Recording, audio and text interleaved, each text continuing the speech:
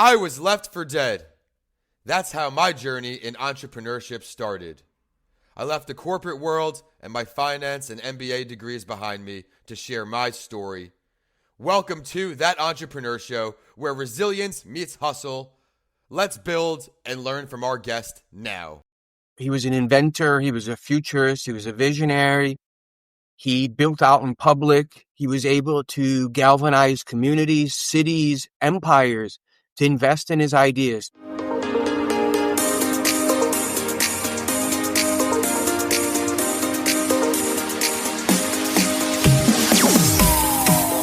Here we go. If you've been with me all day on LinkedIn and Facebook, we've been pumping these out today. And today we will not have another guest disappoint when we get into this slot. How did I meet Steve?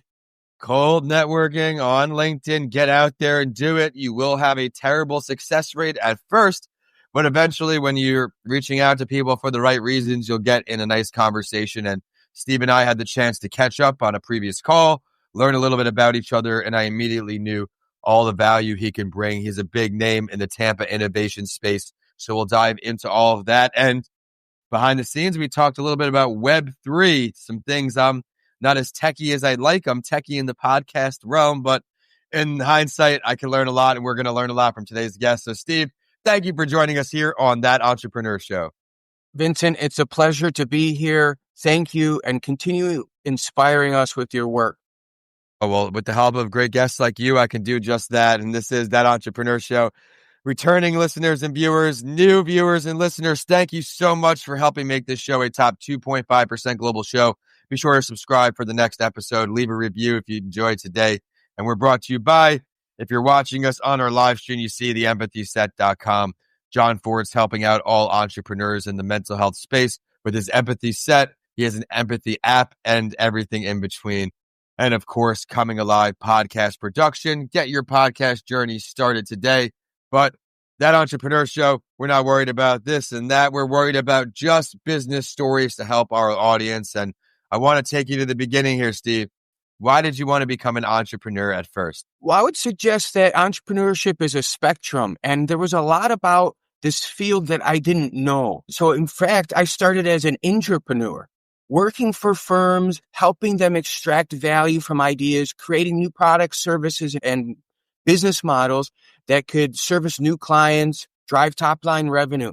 And what ended up happening was, in my time at the Chicago Board of Trade, or working for the largest risk management firm and launching 200 new products or developing early AI systems, what became apparent was there wasn't a clear understanding of the tools, processes, or best practices to innovate or to be an entrepreneur within a firm, and how those relate, because they're not exclusive. In fact, they're a bridge that support each other. The same person who creates a new iPad or iPhone or products to the market within a firm are using a lot of the same tools as an entrepreneur. So this has kind of been in my blood and in my DNA because I'm a builder, and that's what motivates me, creating solutions to problems that I face and others face. Well, you're doing a great job at that, and you're continuing to inspire many beyond the Tampa region, but here he is in that big ecosystem scene. Let's go back to the first problem you solved, you could say, the first business in your career. Let's talk about that one. First business in my career, I would suggest, was understanding that organization. So I was part of Aon, the largest risk management firm in the nation. And at that time, there was significant technological change happening. It sounds funny, but we were moving away from these big box computers to laptops and floppy disks. If anyone remembers floppy disks, those elementary school. That was a big technological change. They were moving away from paper and into these ways of storing data, which now seems almost completely obsolete, but that's where we were about 20 years ago. And I was charged with creating a whole new streamlined platform for this company that was expected to grow top-line revenue through streamlining the application process on one end, and on the back end, streamlining the decision-making and decision support through underwriting on the other end. And along that process, there was a lot of manual steps, data punch, manual reviewing these applications.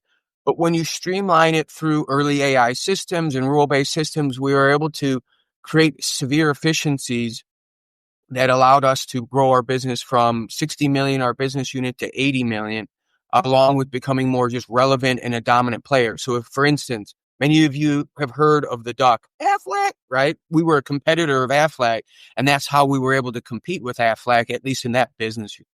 So that was one of the biggest ones, managing a multi-million-dollar project with more than 10 project managers and developers, both here and in India, and then launching it and rolling it out to Australia, Canada, and the US with more than 2,000 agents. So this was a long project to solve this challenging, this new environment that we found ourselves in this technological change. So that was one that comes to mind because it was so long, and we have to manage. I was working with the CEO of the $2 billion company, managing the board and other things. It's a great experience for a young professional.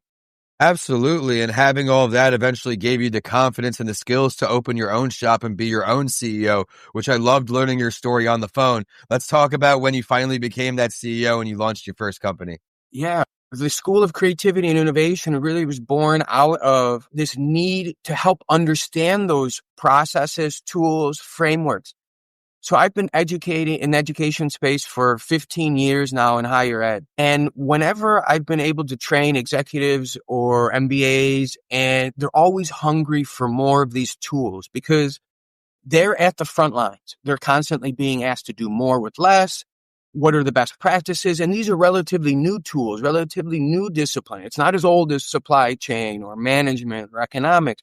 So they may have not been trained in the best practices. So I've been able to leverage my knowledge, my experience if it's with IBM or Aon, and then to create these immersive experiences where participants, technologists, entrepreneurs, professionals can level up their own skills in understanding disruptive innovation, creative problem solving, better collaboration. We need to collaborate, but we're often not trained in the best practices to collaborate, or we just kind of leave it as, oh, we're humans, we can figure it out.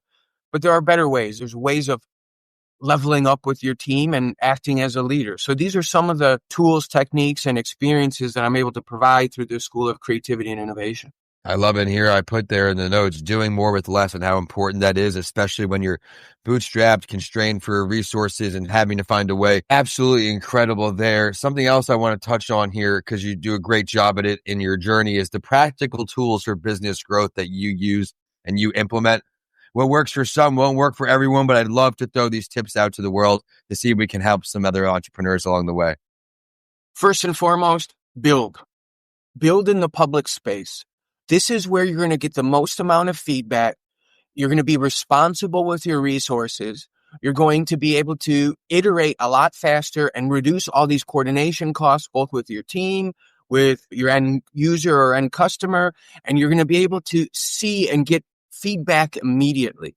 So I cannot emphasize this notion of building in the public space, iterating, and consistently working with the network or your customers or the important stakeholders. Build, and I'm happy to share a lot of the students that I've taught over the past 15 years. There's something in this generation, particularly the younger generations. Life isn't getting cheaper. Nothing's getting cheaper. They are, by definition, need to be creative, need to be entrepreneurial to survive. And many of them are already building and doing their own hustles, side hustles. And some of them are supporting their own lifestyles or complementing it with these projects, with these initiatives, with these entrepreneurial activities, because they are forced to. They have to. We almost have to be entrepreneurial regardless of our careers, because of the changing dynamics and nature of the workforce, of industries, technological change that are impacting all industries. So I'm happy to say that the youth, it's already in their DNA. They do it in many different ways than maybe the past. Sure. Everything's evolving. I mean, even pre-internet, we're talking the previous generations. Now, having Google was a big thing, right? Google anything you want. Then it's AI, where you can create a workflow, a standard operating procedure. You can ask it anything really, but there's nothing like human interaction. So I love these podcasts because as an entrepreneur, it can get lonely, but having some kind of intentional social interaction is a mandatory thing. And I get lucky enough to interview inspiring people all day sometimes. And now I want to dive more into your current business, the school. Who is a target customer for you? Who can you serve the best in case there's anyone listening on right now? For those who are looking best practices for creative problem solving, sometimes and oftentimes within the business school or other types of trainings, we're focused on narrow set of solutions. So creative problem solving, creativity is like a muscle, right? We wouldn't just walk out and start running a marathon. Right. To go to the gym, we need to practice weightlifting. We need to build up our endurance. Well, creative problem solving and creativity and creative thinking is much like that. So if we're not making and creating space for our creative muscles, for our innovative muscles, for how to build better collaborative teams and high performance teams, then we're missing out on those same trainings that we need to build our businesses. So anyone who's trying to level up, who has found themselves pushing their own boundaries, who want to take their skill set to the next level and to help differentiate themselves from the other traditional education models or different approaches to professional development. Because what's unique is the immersive experience. This is not about a lecture and learning. This is about a narrative based where you are the hero, you are the innovator, and you go through a series of challenges, of exercises, of maybe working on your own project, kind of like a hackathon, sprint, things that are deeply relevant to you so you can iterate faster. And you do that in a community that has like-minded, that's supportive, that allows you to share your ideas. That's why there are these many executive CEO committees so that they can share their knowledge, their tacit knowledge, their challenges that they're going through. But also entrepreneurs need that same type of experience. And if you're able to do that in a similar way, in a unique experience, now you are not only learning, you're learning tools that you can apply immediately, and you're building that network. So these are the target market that has resonated deeply with the School of Creativity and Innovation. I had to put here in the notes, making space for our creative and innovative muscles. And it's so true. Intentionally making the time to let those juices flow and help take us to the next level. How to iterate faster. I thought you gave great examples there. Now at this current business, what's the future looking like for 2025? We're here. This is airing sometime probably around early summer. What's going on? What are you striving for this year? This year, I want to amplify something that's been really passionate for me and motivating. I believe the St. Pete and Tampa Bay area is ripe for another level of disruption. And for those who don't know, the area has a long history and DNA of disruption. If it's the first commercial air flight that took off from St. Pete to Tampa, that allowed globalization to rush in, or allows us to travel. Imagine if we couldn't travel, to see the world, to open our hearts and empathy to meet other people that might seem different than us, but as we go, we find out there's a lot more similarities. To eat the different foods, to smell, to see the world differently, that grows our hearts and minds and our eyes. We also had Wikipedia founded here. And that democratized knowledge. We no longer need to rely on a single book for truth. And they gave voices to many that didn't have that voice. Or it could be Doc Web City, which was a precursor to the modern day department store, and I would argue Amazon Prime. And we can't forget Home Shopping Network, which revolutionized a B2C model that was relatively new in the industry, where customers can call in and purchase on HSN or QVC or whatever the channels are to buy our products in a very different way. So for me in 2025 is amplifying the voice of St. Pete and Tampa Bay being the next spot for disruption. And we're going to be leveling up. And I think it's going to be through Web3. I think it's going to be through AI. I think it's going to be through blockchain. And we have great investors, great leaders here that are going to help us take to that next level. So that's my main goal. You talked about all of those other areas, but there's one more that we still haven't touched on yet. We started out with a teaser in the beginning, that Web3 technology. Got to dive into it more. Web3 is fascinating. It's right now like this mythical unicorn. We think it exists, or we don't know if it exists, and we can't find it, or we don't know how to engage with it. But I recently came back from the ETH Denver conference, and the ETH Denver is the largest Ethereum conference, which is one of the blockchains and smart contracts in the world. They also have a crypto tied to it. And what I saw there was the future. They're building in real time and onboarding in real time the future of Web3. So to put it in context for those who are watching, many of us remember what the first web or internet looked like. We had it plugged into the dial-up, and we waited for the static page to go, and it was pixelated, and we didn't know, and all we could do was just read it. It was just one way. And we were excited. We're like, we got the web, right? It might take 30 minutes to download a page, but we're here. We don't know where, but we're here. Then Web 2 came along, and Web 2 was a little bit about exchanging. We can give an example of like Facebook, right? I could share a picture with you, you could share a picture with me, and we could like it and build a community. However, that was still very limited. Why? Because Facebook owns all your data. They control their algorithm. They're going to monetize what's best for them and not for you. Even if you created this giant community to help whatever, cancer survivors or mental health in various ways. And so they're controlling a lot of the efforts and contributions that you make. But Web3 is different. Web3 is different and extracting value by suggesting you control your own data. You control your own destiny, and your contributions can be rewarded in many different ways and through many different avenues. Tokenization, different methods of economics of scale, blockchain, crypto, you name it. But it's through those, your own desires. So it's basically unlocking your own creative ability, your own desires of a human potential through this Web3. That could mean building your own video game or building your own character that can be played on multiple video games. And people can build off of that, and these assets can grow in value in different ways like other assets we have in the investment market. So that's just like a tip of the iceberg of what Web3. Oh, man, you're a rock star. You gave us the preview. I was so excited to ask you, but I had to find an organic place not to just say, all right, stop at Web3. We had to get to that, and you teased all of those other areas so perfectly. But now we're at one of my favorite parts of the show where I'm very interested to learn from you because of how immersed you are in education to begin with. If you could choose any entrepreneur, Steve, dead or alive, to pick their brain with, have a chat, who's the go-to? Think Da Vinci. Love it. Let's talk it. He was an inventor. He was a futurist. He was a visionary.